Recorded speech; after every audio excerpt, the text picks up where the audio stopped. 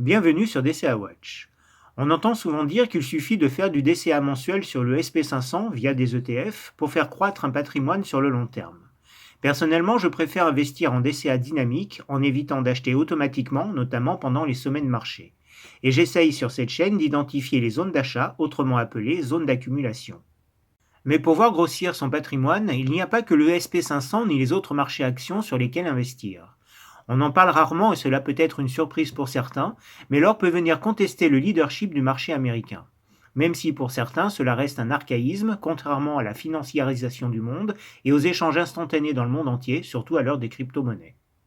En effet, si on compare l'or et le SP500 depuis juin 2007, juste avant la crise des subprimes, on s'aperçoit qu'il aura fallu presque 10 ans pour que le SP500 égale la performance de l'or, alors que le marché américain a connu une belle progression, presque linéaire, par rapport à sa droite de régression, boostée notamment par les quantitative easing et les baisses de taux de la Fed. Et aujourd'hui, 15 ans plus tard, ils sont au coude à coude.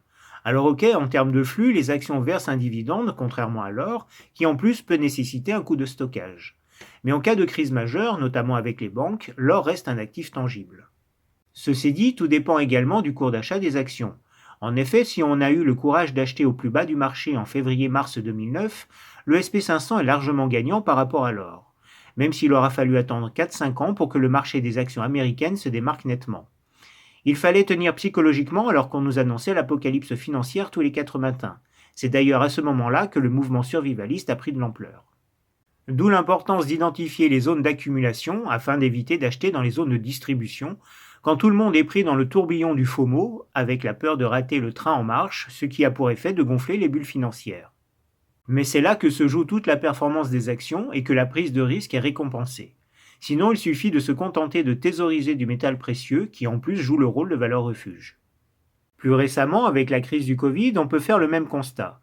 Même si l'écart est plus prononcé en faveur du SP500, alors qu'on a investi au plus haut de 2020, juste avant la pandémie. Enfin, j'ai voulu comparer l'évolution du SP500 avec d'autres métaux précieux. En reprenant le sommet de 2007, juste avant la crise des subprimes, on voit que l'argent a même dépassé l'or.